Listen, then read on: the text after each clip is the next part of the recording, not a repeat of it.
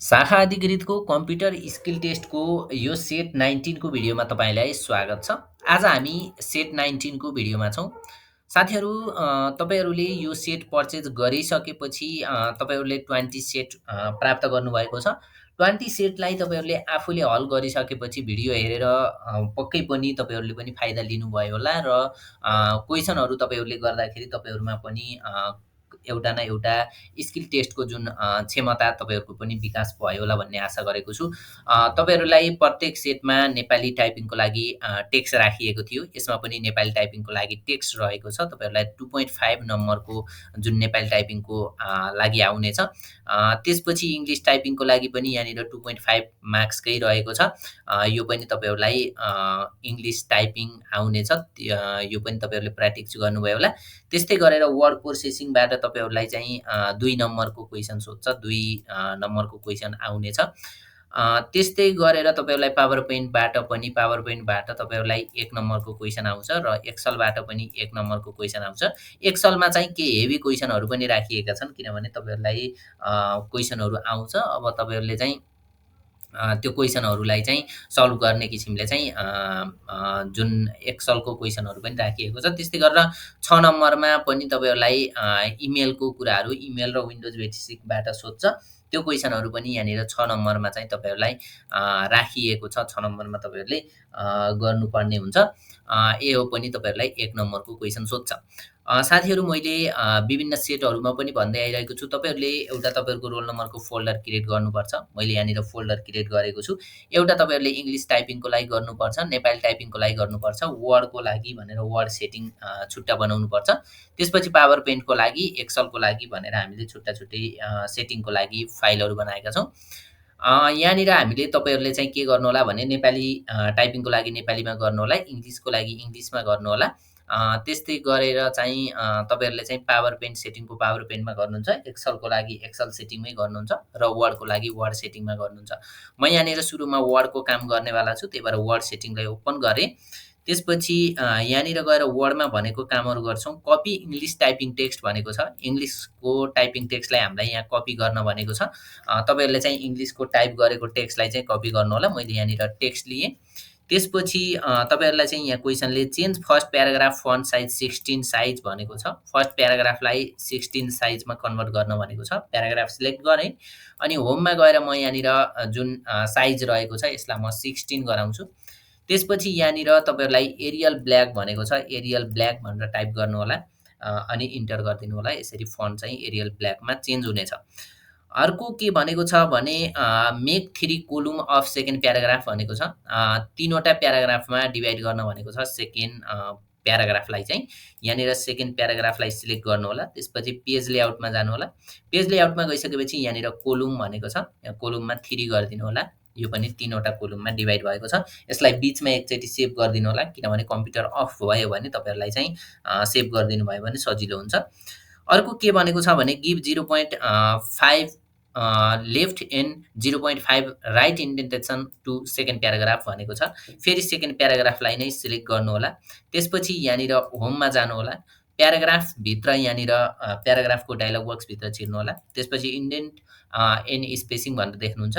लेफ्टमा चाहिँ हामीलाई 0.5 लेफ्ट इन्डेन्ट राख्न भनेको छ र राइटमा पनि के भनेको छ 0.5 इन्डेन्ट राख्न भनेको छ र इन्टर गरिदिनु होला। यसरी हामीले के गर्यौँ इन्डेन्टेसन पनि एप्लाई गर्यौँ। त्यसपछि अर्को क्वेसनले के भनेको छ भने give the border and shading to third paragraph भनेको छ। बोर्डर एन्ड स्याडिङ राख्न भनेको छ थर्ड प्याराग्राफमा। म थर्ड प्याराग्राफलाई सिलेक्ट गरेँ। त्यसपछि म यहाँनिर होममा गएँ। होममा गएर यहाँनिर तपाईँहरूले बोर्डर देख्न सक्नुहुन्छ, बोर्डर। त्यसपछि यहाँ तल जानुभयो भने बोर्डर एन्ड स्याडिङ छ। त्यसमा गइसकेपछि बोर्डरमा गएर यो बक्स बोर्डर राखिदिनु होला। यसले विथ कुनै पनि तोकेको छैन, त्यही भएर जुन राख्दा पनि हुन्छ। मैले यहाँनिर बोर्डर यो राखिदिएँ। त्यसपछि स्याडिङमा गएर नर्मल तपाईँहरूले एउटा फिल गरिदिनु होला। जुन राख्दा पनि हुन्छ, तपाईँहरूलाई जुन ठिक लाग्छ त्यो राखिदिनु होला। मैले जस्तै यो राखेँ। त्यसपछि ओके गरिदिएँ भने यहाँ के भएको छ यो बोर्डर एन्ड स्याडिङ आएको छ। यो बोर्डर चाहिँ जुन मैले ब्लू कलर राखेँ त्यो भएर नदेखिएको, यसलाई म के गरेँ सेभ गरेँ। त्यसपछि हामीले वर्डको काम सकाएका छौँ। यसलाई सेभ गर्नु होला अनि क्लोज गरिदिनु होला। त्यसपछि हामी पावर पोइन्टमा जान्छौँ। पावर पोइन्टमा के भनेको छ भने create a power point presentation 5 slide about your office place different transition in different slide भनेको छ। डिफ्रेन्ट स्लाइडमा डिफ्रेन्ट ट्रान्जिसन दिनु पऱ्यो, 5 वटा स्लाइड बनाउनु पऱ्यो।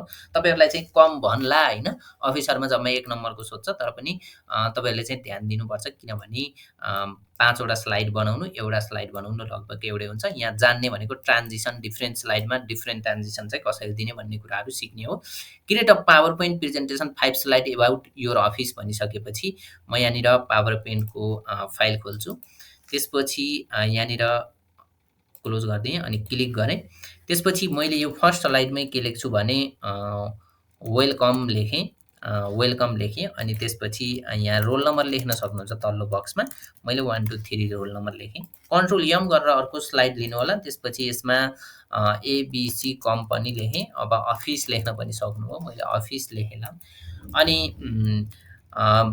नेम लेख्नुभयो अनि इएसटी भन्नुभयो, इस्टाब्लिस डेट भन्नुभयो अनि एड्रेस भन्नुभयो अथवा कन्ट्याक्ट नम्बर भन्नुभयो अनि यति गरेर फेरि कन्ट्रोल एम गर्नुभयो, अर्को स्लाइड लिनुभयो। त्यसपछि यसमा सर्भिस भनेर दिनुभयो। सर्भिस के छन् तपाईँहरूको, लोगो डिजाइन होइन, ब्यानर मैले यो नर्मल्ली लेखेको छु, तपाईँहरूले आफ्नो अफिसको लेख्नु होला। कन्ट्रोल एम गरेँ, फेरि अर्को स्लाइड लिन्छु। त्यसपछि यहाँनिर हामीले के दिन सक्छौँ भने फिचर्स भनेर दिन सक्छौँ। यसमा फिचर्समा मैले पीएसटी फाइल प्रोभाइड लेखेँ अनि तपाईँहरूलाई चाहिँ अनलाइन सर्भिस भने अनि यति नै फिचर्स राख्ने। 4 वटा स्लाइड भएको छ, 5 वटा भनेको छ। यसमा म थ्याङ्क यू लेख्छु, थ्याङ्क यू लेखेँ। त्यसपछि म यो तल्लो बक्सलाई डिलिट गरिदिएँ। हामीसँग 5 वटा स्लाइड भएको छ।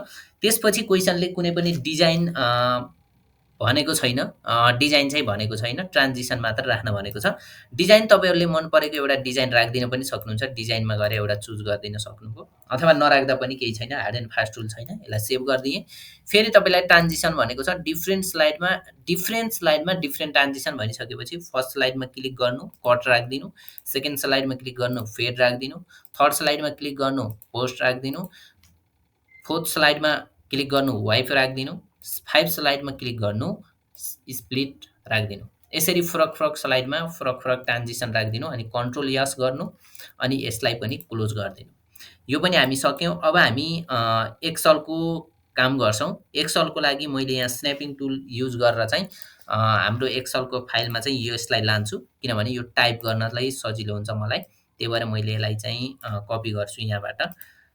यसलाई म कपी गरेँ अनि मैले यहाँनिर मेरो एक्सलको फाइललाई चाहिँ ओपन गर्छु। त्यसपछि यहाँनिर गएर कन्ट्रोल भी गरेर म पेस्ट गरेँ अनि म यहाँ सरर टाइप गर्छु। सिरियल नम्बर छ, त्यसपछि चाहिँ आइटम रहेको छ, क्वान्टिटी रहेको छ, रेट रहेको छ, एमाउन्ट रहेको छ है त। अफिसरको लागि चाहिँ यति धेरै चाहिँ नसोध्ला भन्ने हो, तर मैले यहाँनिर अलि मस्तै क्वेसनहरू चाहिँ तपाईँहरूले सिक्नुहोस्, सिकेको सिपकै जान्न भनेर चाहिँ यो क्वेसनहरू राखिदिएको छु।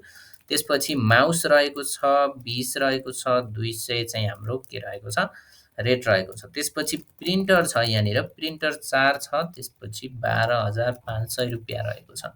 यति भइसकेपछि हामीलाई यहाँनिर तल के दिएको छ भने टोटल छ अनि यहाँनिर डिस्काउन्ट छ अनि ग्रान्ड टोटल छ होइन, यति कुराहरू दिएको छ। त्यसपछि यसलाई म बोर्डर राख्छु। यसरी सिलेक्ट गरेँ, होममा गएर यहाँनिर बोर्डरमा गएर अल बोर्डर गरिदिन्छु। अल बोर्डर गरिदिनु होला। यो तलकोलाई बोल्ड गरेको छ, यसलाई बोल्ड गर्न सकियो। म यसलाई थोरै जुम गर्छु अनि यहाँनिर 3 अङ्कलाई चाहिँ फिल गरिदिएको छ, फिल गरिदिनु अनि योलाई चाहिँ मर्ज गरेको छ हेर्नुभयो भने यसलाई सिलेक्ट गर्नु होला, होममा जानु, मर्ज गरिदिनु। त्यसपछि तपाईँहरूलाई चाहिँ यो चाहिँ लेफ्ट एलाइनमा छ, यसलाई चाहिँ सबै भ्यालुभरि लेफ्ट एलाइनमा छ, त्यही भएर यसलाई म सिलेक्ट गरेँ अनि यो लेफ्ट एलाइनमा लग्ने अनि यहाँ आउने टेक्स्ट पनि लेफ्ट एलाइनमै राख्छु मैले, त्यही भएर लेफ्टमै लगिदिन्छु। अब यहाँनिर हामीलाई केही एमाउन्ट निकाल्नुपर्ने छ। एमाउन्टको लागि हामीले सजिलो फर्मुलै युज गर्छौँ, quantity into rate. Quantity into rate सबैलाई थाहा छ, क्वान्टिटी अनि इन्टु रेट गऱ्यो भने के आउँछ, एमाउन्ट आउँछ। एमाउन्ट आइसकेपछि तपाईँले यहाँनिरबाट ड्र्याग गरिदिनु भयो भने यो के हुन्छ, पुरै फिल हुन्छ। के गर्नु पर्न, टोटल भनेको छ, टोटल क्वेसनले निकाल्न भनेको छ। हामीले टोटल निकाल्न सजिलो छ, हामी सम गर्छौँ। त्यसपछि यहाँदेखि यहाँसम्म ड्र्याग गरिदिन्छौँ अनि क्लोज गरेर ब्राकेट क्लोज गरेर इन्टर गरिदिन्छौँ। यो सम पनि भएको छ। अर्को के भनेको छ भने calculate discount using condition if total amount greater than equal to 6000 छ भने 20%, डिस्काउन्ट अदरवाइज 0% भनेको छ। Greater than or equal to 6000 छ भने टोटल एमाउन्ट चाहिँ यो टोटल जुन आएको छ यो टोटल एमाउन्ट चाहिँ के छ त, इफ यदि यो total amount greater than equal to 6000 भन्दा बढी छ भने, 6000 भन्दा बढी छ भने के हुन्छ, यसको 20% हुन्छ। यसको 20% के हुन्छ, डिस्काउन्ट हुन्छ। होइन भने चाहिँ के हुन्छ, होइन भने 0 हुन्छ। यसलाई ब्राकेट क्लोज गरिदिनु, इन्टर गरिदिनु। यहाँनिर 12,300 यसको डिस्काउन्ट आएको छ। यसको 20% भनेको ठिक छ है त, नभए त 0% हुन्छ भनेको छ। अब यहाँनिर तपाईँहरूलाई चाहिँ ग्रान्ड टोटल निकाल्नको लागि टोटल एमाउन्ट माइनस डिस्काउन्ट गरिदिनु भयो भने के हुन्छ, टोटल एमाउन्ट बुझाउनु पर्ने एमाउन्ट आउँछ। यसरी चाहिँ हामीले के गर्न सक्छौँ, एक्सलको कामलाई पनि सक्छौँ र गर्न सक्छौँ। यसलाई पनि ब्याक गरिदिएँ अनि यसलाई क्लोज गरिदिएँ, सेभ गरिदिएँ, क्लोज गरिदिएँ।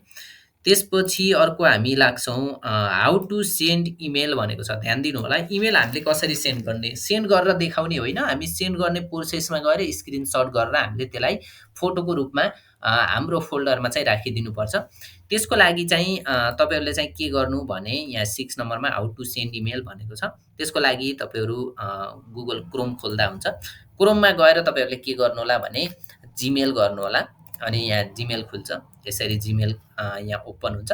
त्यसपछि तपाईँहरू के गर्नु पर्दैन, यहाँनिर कम्पोज भन्नेमा जानु होला अनि कम्पोजमा गइसकेपछि तपाईँहरूले के गर्नु होला भने यसलाई स्क्रिनसट गरिदिनु होला। यसलाई यहाँबाट यसरी ड्र्याग गरिदिएर स्क्रिनसट गरिदिनु होला अनि स्क्रिनसट गरिदिएर तपाईँहरूले के गर्न सक्नुहुन्छ, यसलाई कन्ट्रोल यस गरेर तपाईँहरूको डेस्कटपमा रहेको फोल्डरमा यहाँनिर डेस्कटपमा रहेको रोल नम्बरको फोल्डरमा सेन्ड इमेल भनेर लेखिदिन सक्नुहुन्छ। यति गरिसकेपछि के भयो त, यो हाम्रो हाउ टु सेन्ड इमेलको काम पनि सकिएको छ। साथीहरू यसरी हामीले इमेलको कामहरू पनि गर्न सक्छौँ। साथीहरू यो कुरा पनि तपाईँहरूलाई जानकारी गराएँ। हामी सेट 20 को भिडियो र सेट 20 भनेको लास्ट भिडियो हुनेछ, त्यसमा हामी भेट्नेछौँ। साथीहरू तपाईँहरूलाई हाम्रो सेटहरू कस्तो लाग्दैछ कृपया म्यासेज गर्नुहोला भन्न चाहन्छु। हस्त, धन्यवाद।